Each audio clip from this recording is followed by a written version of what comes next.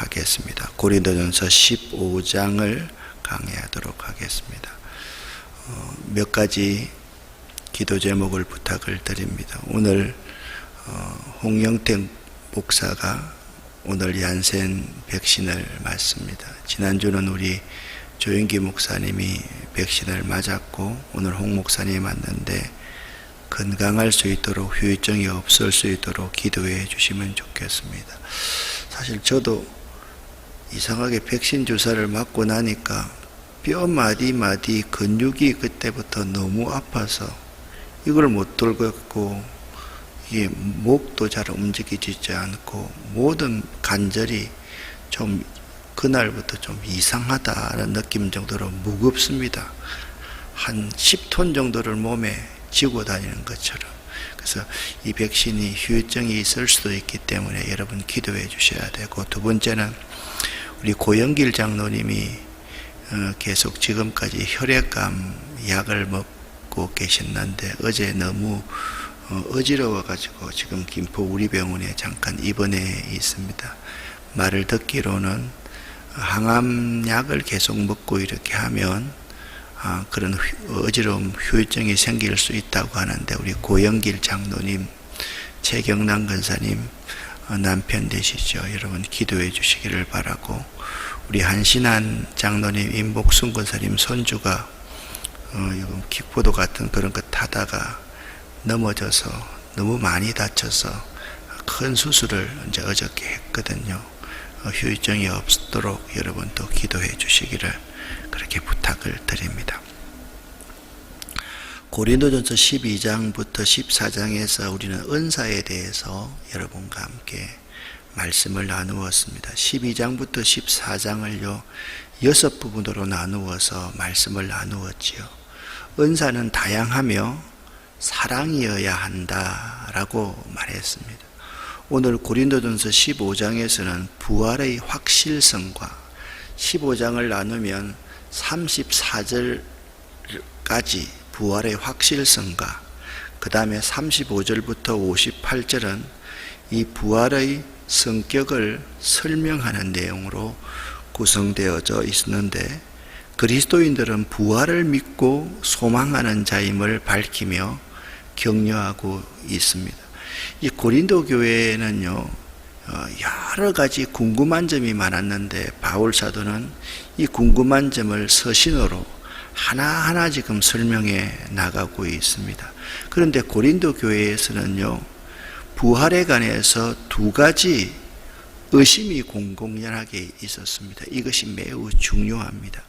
첫 번째는 죽은 자 가운데서 부활하는 것은 없다는 것입니다. 이것을 죽은 자 가운데서 부활이 없다고 믿는 사람이 고린도 교인들 가운데 많이 있었다는 것이고, 두 번째는 죽은 자들이 과연 어떻게 살며 어떠한 몸으로 오느냐, 이런 궁금증을 가지고 있는 사람이 있었습니다. 그러니까 이제 쉽게 말하면 이런 겁니다. 조금 다른 문제일 수가 있는데, 여러분이 부활을 믿죠? 예수 그리스도의 부활을 믿죠? 아멘이에요? 그런데 있잖아요, 내가 죽어서 부활한다는 건 안 믿는 거예요. 그러니까 뭐 질병이 오거나 이렇게 오면 그때 막 두려움에 빠져가지고 있는 거지요. 그래서 부활이 있다, 이건 믿는데 부활 신앙이 없는 사람이 많이 있을 수 있다는 거죠. 또 한 가지는 있었습니다. 도대체 죽은 자들이 어떻게 살며 어떤 몸으로 오는가, 그 점에 대해서 의문을 가진 사람들이 많이 있었다라는 거죠. 사실 오늘날 이 부활신앙이라는 것이 어떻게 보면 기독교의 복음의 핵심적인 가치입니다.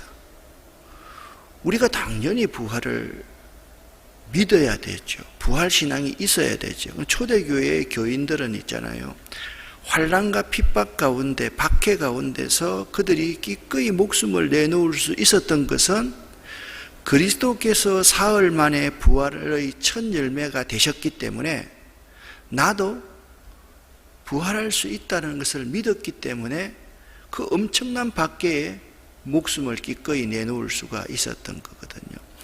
여러분 농사를 지어보면요, 유실수를 심어보면 첫 해에 열매를 맺으면, 맺기 시작하면 다음 해부터는 어김없이 열매가 열리게 되어 있습니다. 해거리는 하지만 많이 열릴 수 있고 적게 열릴 수 있지만 부활의 첫 열매다고 하는 것은 그냥 설명하는 게 아니에요.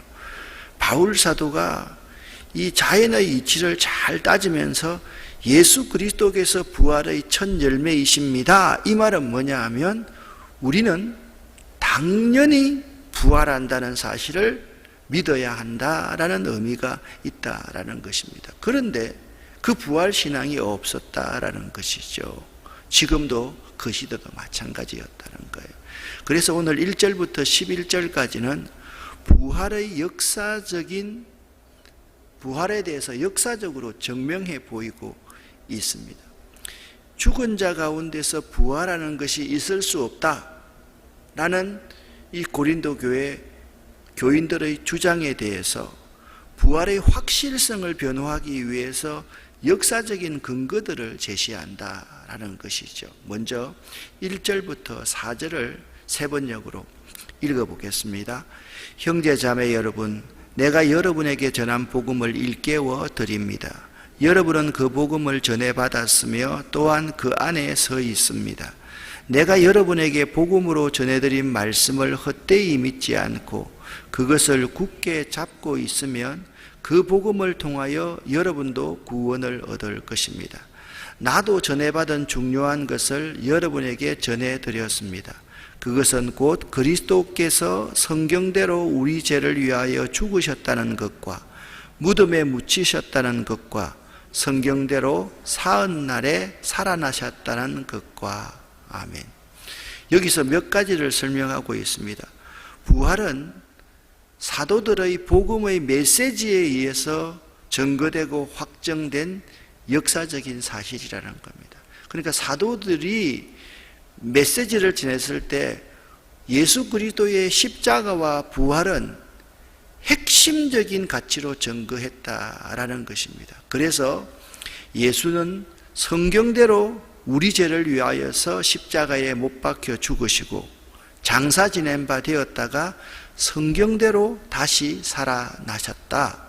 이것이 사도들의 설교의 핵심 내용이었다라고 말씀을 하고 있습니다. 자, 5절부터 8절까지의 말씀을 또 어떻게 역사적으로 증명하고 있는지를 같이 한번 읽어보겠습니다. 게바에게 나타나시고 다음에 12제자에게 나타나셨다고 하는 것입니다. 그 후에 그리스도께서는 한 번에 500명이 넘는 형제 자매들에게 나타나셨는데 그 가운데 더러는 세상을 떠났지만 대다수는 지금도 살아 있습니다. 다음에 야고보에게 나타나시고 그 다음에 모든 사도들에게 나타나셨습니다. 그런데 맨 나중에 달이 차지 못하여 난 자와 같은 나에게도 나타나셨습니다. 아멘. 자, 제일 먼저 게바에게 나타나시고, 게바는 누굽니까? 베드로입니다.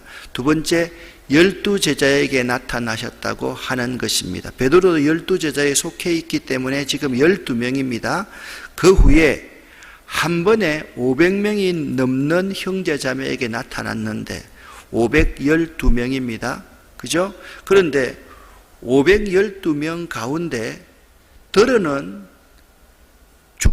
죽임을 당하거나 자연적으로 죽었지만 512명 가운데 사도 바울이 서신을 쓰고 있는 지금 그 시점에 대다수는 지금도 살아있다는 거예요.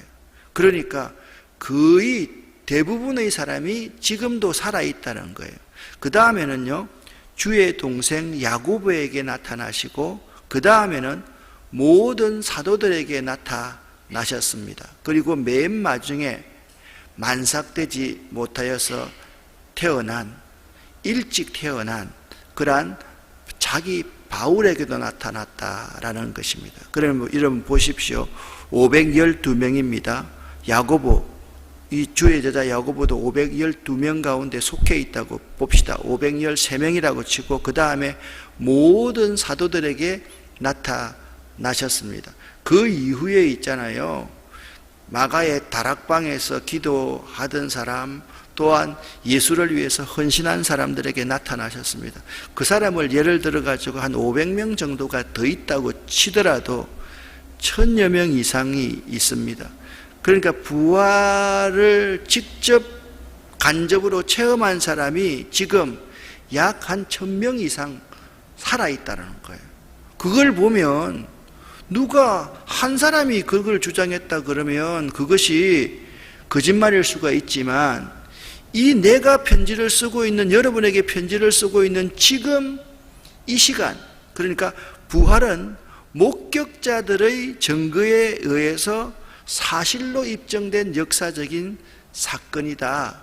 그리고 자기가 편지를 쓰던 그 당시에 부활하신 주를 본 자들 중에 대다수나 살아있다. 태반이나 살아있다라고 번역을 한다라고 하면 적어도 지금 현재 500~600명 정도는 살아있다라고 그렇게 정언하고 있는 것입니다. 자, 그 다음에 9절과 10절을 같이 한번 읽어보겠습니다. 나는 사도들 가운데서 가장 작은 사도입니다. 나는 사도라고 불릴 만한 자격도 없습니다. 그것은 내가 하나님의 교회를 박해했기 때문입니다. 그러나 나는 하나님의 은혜로 오늘 내가 되었습니다. 나에게 베풀어 주신 하나님의 은혜는 헛되지 않았습니다. 나는 사도들 가운데 어느 누구보다도 더 열심히 일하였습니다. 그러나 이렇게 한 것은 내가 아니라 나와 함께 하신 하나님의 은혜입니다. 아멘. 그러니까 그리스도의 부활은요, 바울 자신의 회심에 의해서 입증된 거라는 거예요. 자기가요, 예수 그리스도의 십자가와 부활을 믿는 자들을 잡아서 죽이는 핍박자였습니다. 그런데 그 스스로가 예수 그리스도의 부활과 십자가가 믿어진다는 거예요. 그래서 자기가 핍박자였는데 이제는 예수 그리스도의 십자가와 부활을 목숨 걸고 증거하는 증인이 되었다라고 그렇게 증명해 보이고 있습니다. 그리고 마지막 11절입니다. 그러므로 나 바울이나 그들이나 할 것 없이 우리는 이렇게 예수 그리스도의 십자가를 전파하고 있으며, 여러분은 예수 그리스도의 그 십자가와 부활을 믿는 성도로서 저의 설교를 듣고 고린도 교회를 이루고 있습니다. 무슨 말씀입니까? 그러므로 사도들은 예수 그리스도의 십자가와 부활 이 사실을 핵심 메시지로 전파했으며, 여러분이 믿고 있는, 여러분 가운데서 믿고 있는 그것이 증거입니다 라고 그렇게 말씀하고 있는 것이죠. 그러니까 예수 그리스도의 부활은 역사적으로 증명된 사실이다 라고 바울은 이야기하고 있습니다. 그러면서 12절에 죽은 자들의 부활이 없다는 주장에 대해서 19절까지 이렇게 논박하고 있습니다. 여기 읽어보면 어찌하여 라는 단어가 나오고요, 부활을 증명할 때 가정법을 많이 사용하고 있습니다. 만약 부활이 없다고 칩시다. 그러면 어떻게 됩니까? 자, 이런 관점으로 여러분이 읽을 수 있어야만 합니다. 함께 12절부터 읽겠습니다. 그리스도께서 죽은 사람 가운데서 살아나셨다고 우리가 전파하는데 어찌하여 여러분 가운데 들어는 죽은 사람의 부활이 없다고 말합니까? 죽은 사람의 부활이 없다면 그리스도께서 살아나지 못하였을 것입니다. 그리스도께서 살아나지 않으셨다면 우리의 선포도 헛되고 여러분의 믿음도 헛될 것입니다. 우리는 또한 하나님을 거짓되이 정언하는 자로 판명될 것입니다. 그것은 죽은 사람이 살아나는 일이 정말로 없다면 하나님께서 그리스도를 살리지 아니하셨을 터인데도 하나님께서 그리스도를 살리셨다고 하나님에 대하여 우리가 정언했기 때문입니다. 죽은 사람들이 살아나는 일이 없다면 그리스도께서 살아나신 일도 없었을 것입니다. 그리스도께서 살아나지 않으셨다면 여러분의 믿음도 헛된 것이 되고 여러분은 아직도 죄 가운데 있을 것입니다. 그리고 그리스도 안에서 잠든 사람들도 멸망했을 것입니다. 그리스도 안에서 우리가 바라는 것이 이 세상에만 해당되는 것이라면 우리는 모든 사람 가운데서 가장 불쌍한 사람일 것입니다. 아멘. 고린도 교회의 어떤 사람들은 주님의 부활을 믿는다고 하면서 자신들의 부활, 곧 일반 성도들의 부활은 믿지 않았습니다. 그래서 바울은 부활의 확실성을 분명히 하면서 부활이 기독교 신앙의 근거임을 재차 선명합니다. 오늘날도 마찬가지입니다. 교회 열심히 다니고 봉사하고 충성하고 헌금생활을 한다 할지라도 부활신앙이 없는 사람은 가장 불쌍한 사람일 수 있다라는 사실을 알아야 됩니다. 만일 죽은 자의 부활이 없다면 그리스도도 아직까지 죽어 있는 것입니다. 복음은 거짓말이 되고 사도들도 거짓말쟁이가 되고 여러분과 우리의 믿음도 헛되며 우리 모두는 아직 죄 가운데 있을 것이므로 구원도 없을 것이다 라고 바울은 주장하고 있습니다. 그러나 그렇지 않는 것은 하나님께서 사도들의 복음 전파에 성령의 능력과 큰 확신으로 그 참됨을 증거하셨기 때문입니다. 그 사도들의 전파하는 것에 생명이 있어서 사람들이 인간적으로 생각하면 어떻게 죽은 자가 살아날 수 있어? 라고 말할 수 있지만 그것이 믿어지더라는 거예요. 이게 참됨을 증거하는 거예요. 여러분, 거짓말을 말하면요, 많은 사람들이 믿겠습니까? 그런데 믿어지는 거예요. 이렇게 생각을 하시면 돼요. 자, 제 아들이 여기 있고 제 딸이 여기 있습니다. 제 아들과 딸이 내가 태어나는 걸 못 봤지 않습니까? 못 봤지 않습니까? 그런데 그 애들이 내가 자기 아빠라는 걸 어떻게 압니까? 염색체 검사 해봤어요? 병원에 가봤어요? 아니지 않습니까? 그런데 이 아이가 저분은 내 아빠야 라고 말하는 것이 여러분이 볼 때 믿어지지 않습니까? 그것은요, 내가 확실한 이 아이의 아빠라는 사실이라는 겁니다. 그런데 내가 평소 때 내 삶을 통해서 구약의 호세아 선지자의 가정처럼 그렇다라고 한다면 그게 어떻게 믿어지겠냐는 거예요. 그래서 참 그리스도 안에 있는 성도, 여러분 이렇게 생각해야 됩니다. 예수 믿는 것으로 이 세상에서 재물을 쌓아가며 명예를 높이려고 하는 사람은 사실상 부활이 없는 것처럼 사는 삶이기 때문에 가장 불쌍한 사람이라고 그렇게 질책하고 있는 것입니다. 여러분 가만히 한번 생각해 보세요. 오늘 우리들 가운데서도 목표가 뭐냐면 이 세상에서 재물을 쌓아가고 명예를 높이려고만 하는 사람들이 많이 있다라고 한다면 그는 가장 불쌍한 신앙인인 것입니다. 여러분, 이 세상에서 못 살아라는 것이 아닙니다. 그것이 삶의 이유이고 목적이면 그는 가장 불쌍한 사람이라는 거예요. 왜? 이 세상의 재물은요, 가져가는 게 아니고 이 세상 명예는요, 죽은 이후에 계속 있는 것이 아니기 때문이다. 그렇게 말씀하고 있습니다.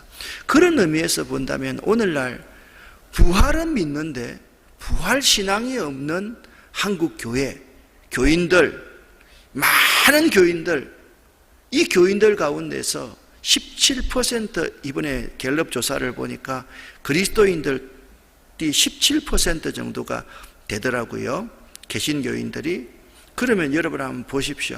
한 20% 정도 되는 이 교인들 가운데서 많은 사람이 이 세상의 재물을 쌓고 이 세상의 명예를 위해서 살아가는 그리스도인들이 예수를 믿는다고 하면서 많다라는 것은 이 집단이 가장 불행한 집단일 수 있다라는 말입니다. 그래서 우리는 부활신앙을 갖는 사람은 이 세상에 소망을 두지 않는 사람이다 라고 바울 사도는 질책을 하고 있는 것입니다. 바꾸어서 생각을 하면 지금 우리에게 강하게 도전하고 있는 말씀임을 알아야만 됩니다. 그리스도의 부활과 성도의 부활과의 관련성이 어떤 것이냐, 오늘 서론 부분에 말했습니다. 그러나 이제 그리스도께서는 죽은 사람들 가운데 살아나셔서 잠든 사람들의 첫 열매가 되셨습니다 라고 그렇게 말씀을 하고 있습니다. 그리스도가 참 잠든 사람의 첫 열매가 되셨기 때문에 많은 사람들이 이제는 부활할 수 있습니다. 부활은 확실한 것입니다. 왜냐하면 그리스도를 믿는 사람이기 때문에 확실한 사람들이다 라고 말씀하고 있는 것입니다. 앞에서 그리스도의 부활을 부정하는 것이 얼마나 심각한 결과를 초래하는가를 살펴본 바울은, 만약 그리스도의 부활이 없다면 우리 구원도 없습니다. 그리스도의 부활이 없으면 우리는 가장 어리석고 불쌍한 사람입니다 라고 말했던 사도 바울은 이제 그리스도의 부활이 모든 성도의 근간이고 그리스도의 부활을 믿는 사람, 그 사람이 진짜 신자이다 라고 말씀하고 있는 것입니다. 그 첫째 설명이 그리스도의 부활이 잠자는 자들의 첫 열매다. 그러니까 우리 믿는 모든 성도가 반드시 부활한다 라고 20절에서 말씀하고 있습니다. 그리고 그리스도는 모든 성도의 머리이기 때문에 그가 부활하신 사실은, 그러니까 여러분 보세요. 우리 몸에서 머리만 구원받고 다른 지체는 구원받지 않는 거, 못하는 거 아니지 않습니까? 그리스도를 머리로 해서 우리 모든 성도가 다 그 몸의 지체이기 때문에 그리스도가 부활했다는 것은 그 몸 그 자체가 전체가 다 부활했다라고 주장하고 있는 것입니다. 두 번째 설명은요, 21절과 22절 말씀에 있습니다.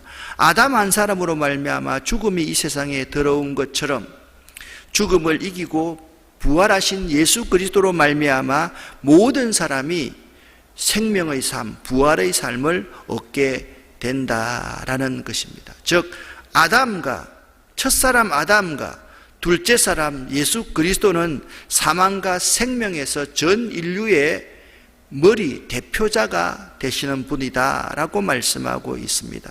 그래서 모든 사람이 삶을 얻는 순서, 생명을 얻는 순서는 예수의 부활과 첫 열매이기 때문에 모든 성도들과, 그리고 마지막 심판 때에 남은 자들인데, 이 마지막 심판 때에 남은 자는 두 가지의 사람이 있습니다. 죽은 자의 부활을 믿는 사람과 부활을 믿지 않는 사람이 있는데, 죽은 자의 부활을 믿는 사람은 다시 무덤 문이 열리고 부활할 것이고, 죽은 자의 부활을 믿지 않는 사람은 영원한 지옥에 갈 것이다, 그렇게 설명하고 있습니다. 그러니까 죽은 자의 부활을 부정하는 것은 장래의 그리스도의 나라를 부정하는 것이고, 성도들이 죽어서 그냥 사라지는 것이라면 미래에 대한 하나님의 약속은 거짓말이 되고 마는 것입니다. 그렇다면 부활을 소망하는 자의 삶은 무엇입니까? 29절부터 34절까지 말씀을 함께 읽어보겠습니다. 죽은 사람들이 살아나지 않는다면 죽은 사람들을 위해서 세례를 받는 사람들은 무엇하려고 그런 일을 합니까? 죽은 사람이 정말로 살아나지 않는다면 무엇 때문에 그들은 죽은 사람을 위하여 세례를 받습니까? 그리고 또 우리는 무엇 때문에 시시각각으로 위험을 무릅쓰고 있습니까? 형제 자매 여러분, 나는 감히 단언합니다. 나는 날마다 죽습니다. 이것은 주 예수 그리스도께서 여러분에게 하신 그 일로 내가 여러분을 자랑스럽게 여기는 것만큼이나 확실한 것입니다. 내가 에베소에서 맹수와 싸웠다고 하더라도 인간적인 동기에서 한 것이라면 그것이 나에게 무슨 유익이 되겠습니까? 만일 죽은 사람이 살아나지 못한다면 내일 죽을 터이니 먹고 마시자 할 것입니다. 속지 마십시오. 나쁜 농부가 좋은 습성을 망칩니다. 똑바로 정신을 차리고 죄를 짓지 마십시오. 여러분을 부끄럽게 하려고 내가 이 말을 합니다만 여러분 가운데서 들으는 하나님을 아는 지식이 없습니다. 아멘. 사랑하는 성도 여러분, 죽은 사람이 살아나지 않는다면, 그래서 사도 바울은 이렇게 말합니다. 그리고 30절, 그리고 또 우리는 무엇 때문에 시시각각으로 죽음을 무릅쓰고 예수 그리스도의 십자가와 부활을 증거하고 있습니까? 나는요, 날마다 죽는다는 각오로 이 부활의 메시지를 증거하고 있습니다. 왜냐하면 죽어도 나는 어떻게 다시 살 수 있음을 믿기 때문이다. 그래서 여러분 속지 마십시오. 사람들이 자꾸 이 세상이 최고다, 영화를 얻기 위해서 살아야 된다, 재물을 모으기 위해 살아야 된다, 이 세상에서 행복하게만 살아야 된다, 그렇게 주장을 하는데 똑바로 정신을 차리면 우리가 죄를 짓지 않게 됩니다. 나는 여러분들을 정말 부끄럽게 하려고 여러분을 책망했습니다. 그런데 그 사람들이 하나님을 아는 지식이 없기 때문에 그들을 따라가서는 결코 안 됩니다 라고 말씀하고 있습니다. 이 부활을 믿으며 살아가야만 합니다. 그러면 어떻게 믿으면 살아갑니까? 4가지를 여러분에게 간단하게 정리하겠습니다. 첫 번째, 날마다 죽는 생활을 해야만 합니다. 두 번째, 감사하는 생활을 해야만 합니다. 왜냐하면 주님께서 우리를 끝까지 인도하셔서 그 축복된 자리에 이르게 하실 것이기 때문입니다. 세 번째, 주 안에서 견고히 서고 흔들리지 않는 삶을 살아야만 됩니다. 어떤 의심이나 유혹이나 이 소망을 해치는 의심, 유혹들, 그것에 잘 이겨나갈 수 있어야만 됩니다. 마지막, 항상 주의 일에 더욱 힘쓰는 생활을 하라, 그렇게 말씀하고 있습니다.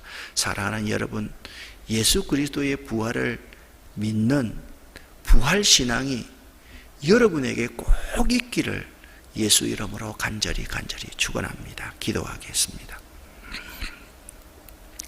살아계신 하나님 아버지여, 감사드립니다. 우리는 예수 그리스도의 십자가와 부활을 때로는 믿지 않는 생활을 할 때가 참으로 많습니다. 십자가를 지고 고난을 당하는 것을 싫어하고 또 이 세상이 전부인 것처럼 꼭 사두개인처럼 그렇게 살아갈 때가 참으로 많은 신자들임을 고백합니다. 하나님, 이 세상에 소망을 두지 않도록 하시고 예수 그리스도의 십자가와 부활을 위해서 나는 날마다 죽는 자세로 삶을 살아가는 저희들 될 수 있도록 도와주시옵소서. 나는 날마다 죽노라, 나는 날마다 죽노라, 이 고백이 저희들의 고백이 되기를 원합니다. 예수 그리스도 이름으로 축복하옵고 간절히 기도 올립니다. 아멘. 주여 믿습니다.